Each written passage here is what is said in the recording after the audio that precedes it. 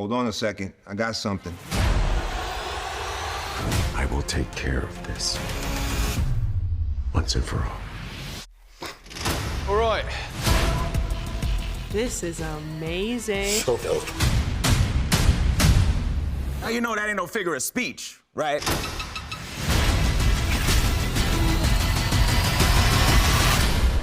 You may be right. I'm always bloody wrong. No, that's my number 3 Billy Joel song. Oh, knock it off.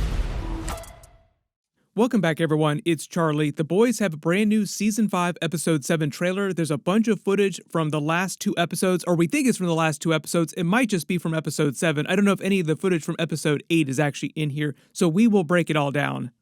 Now that Homelander has the V1, what crazy things is he going to do in this episode that will make everything he did in the past pale by comparison? The episode is titled The Frenchman, the Female, and the Man Called Mother's Milk, which is a reference to Frenchie, Kimiko, and Mother's Milk's names in the comics. There have been a number of changes the way they've treated the characters on the show, particularly Kimiko's character. Some of the biggest is they mostly use her proper name on the show, and they tied her not speaking on the show to her past trauma. And on the show, she worked past that trauma through therapy, and she's been talking all season long. It's been super weird, but they've been using it for her arc. In the comics, she can still speak, but she just chooses not to until the very end when she says, "I hate mean people," and that's it. That's all she ever says. And on the show, they rarely used Mother's Milk's full name. They just called him MM or Marvin most of the time until they did go full comics with Homelander's joke at the beginning of this season where he did lay into the milk of it all because of all the Homelander milk jokes, which is also a creation of the show. It's not a real big thing in the comics. Starting at the beginning of the trailer, Homelander is looking at a diorama with a giant statue of himself. This is probably tied to the Easter celebration that they were trying to plant the virus for. They were going to use Easter to unveil him as actual God, start telling everybody that he is actual God in disseminating the Homelander Bible. Now we know one of the reasons why he's so happy is because he has the V1 and he is functionally immortal and he is immune to the virus, so he thinks, at least he thinks, that he is unkillable and unstoppable, invincible. God Emperor Homelander. There's a real quick scene of Mother's Milk on his computer, and I think this might be tied to the other scene of the boys at the end of the trailer where they're all recommitting to each other and it seems like everything is lost. What is the plan? How do we deal with this now that Homelander seems like he has the V1? How do we stop someone who seems like they're unstoppable? I'll take that as a yes. Would really help if we have the smartest person alive with us. Where's Sage in all this? I don't see her in this scene. Maybe she's just in the background somewhere, spiraling out. You could definitely tell the moment that Homelander got the V1, she started to freak. I think the idea is that she's meant to have this form of autism, so she doesn't really understand emotions, and that's what threw her for a loop. So she wasn't planning on Soldier Boy giving him the V1 because of his love for Stormfront, which is a whole other story. We could get into that in future videos, especially with the whole Vought rising of it all. There's been a lot of erasure of his love of Crimson Countess because he said that she was his one true love in a previous season, back during season 3 when they introduced the character. The whole reason why they've changed the character now, and he's been in love with Stormfront his whole life, he's obsessed with her during this season, is because they're setting up the Vought Rising prequel show. Stormfront is a big character during that, and they're going to get into that during that show, so they just want to lay the seeds of that and why he's so in love with her.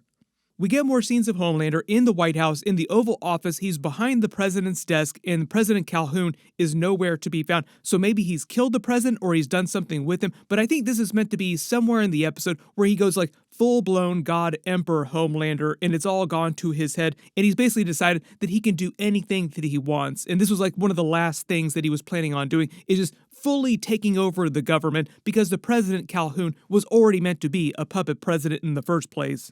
The only thing about that whole president storyline and Homelander taking over the government, superheroes taking over the government that they've been adapting from the comics, it's a big thing in the comics, but on the show, they've already made it seem like President Calhoun was already capitulating to him and doing anything he said, he was going to get drinks for him, he was answering to Homelander's every beck and call, so why would he need to kill President Calhoun on the show if he's already doing everything Homelander wants? Unless Homelander asks the president to do something that is so over the top that he says no for the first time and Homelander kills him because he refuses his request. Pretty much the entire boys comic book ends the very final ending is inside the literal White House. We will see how this figures into the actual finale because I believe this is all footage from episode 7, so maybe they're just teeing up the finale going down in the actual White House.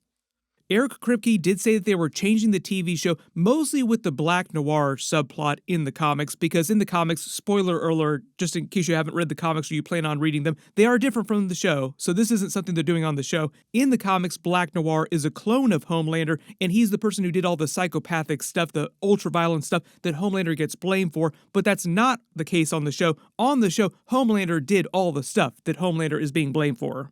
In the comics, the final battle is inside the White House between Butcher, Homelander, and the Homelander clone. The three of them go at it. There's a lot of deaths. We don't need to get too deep into that in case you do ever plan on reading the comics and you haven't already. Also a little too hot for YouTube. I don't want to get the video banned. Are you sure? So if we're talking TV show changes, I wouldn't be surprised if they do have their actual final battle in the White House. Just the way that battle goes down is what they change from the comics. Not totally clear what's happening here with Frenchie with the goggles on. He was working on some contraption in a previous episode. It just seems like it's part of the way their plan evolves after Homelander gets the V1. My assumption is that Sage is also helping them with whatever their contingency turns into during this episode as well. There's a longer scene of Homelander slowly walking up some marble steps, not clear where he is. This might be him inside the White House walking to the Oval Office slowly. We get that funny scene of Huey and Butcher talking about his love of Billy Joel, and Butcher being really annoyed by, "You may be right," and then the joke about that being a Billy Joel song. Huey has talked about Billy Joel or listened to Billy Joel, or the show has literally used Billy Joel's songs since season 1. It's his favorite band. This might be a scene where the two of them get captured because it looks like they're inside an interrogation room about to be questioned.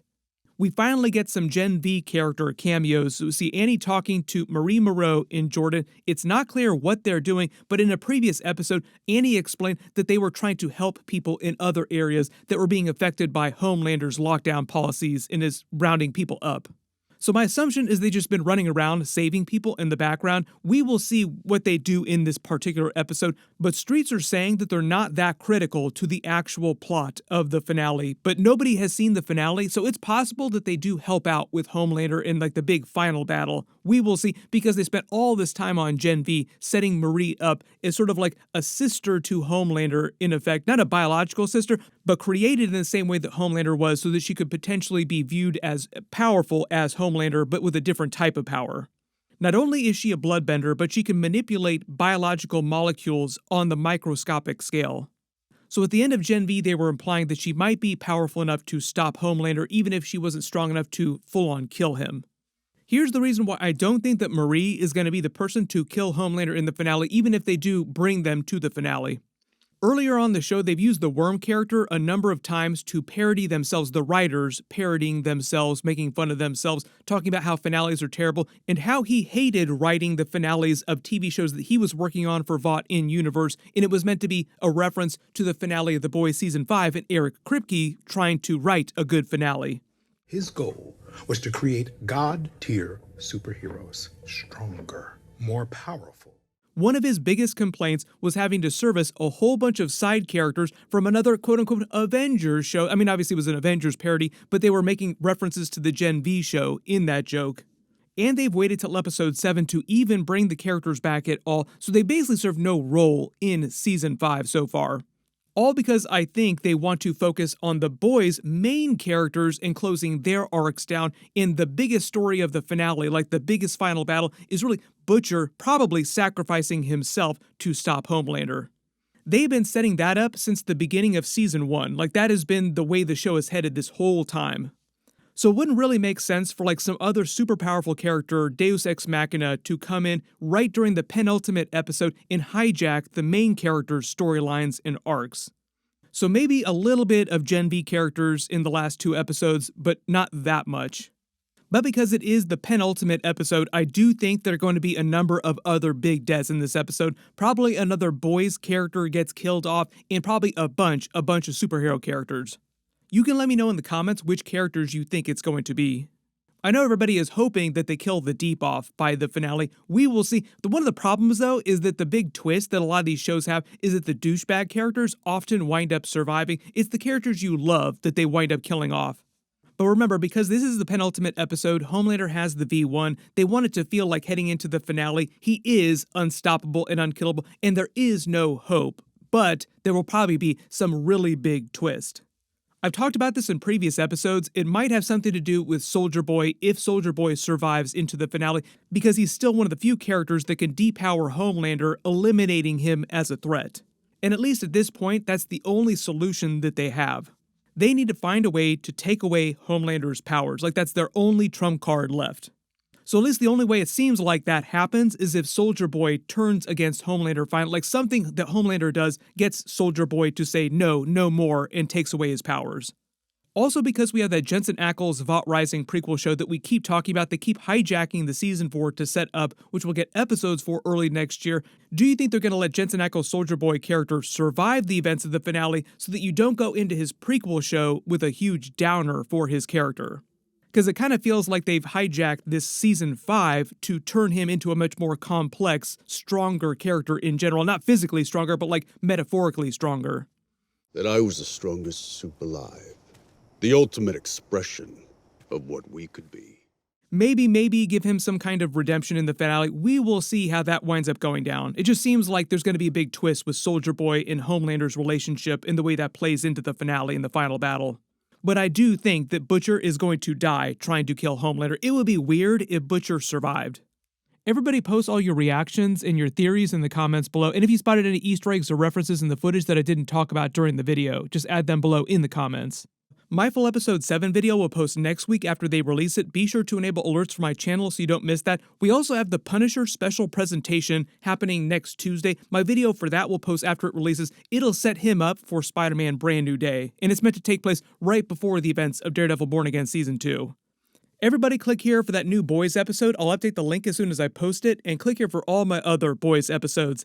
Thank you so much for watching, and I'll see you guys in the next one.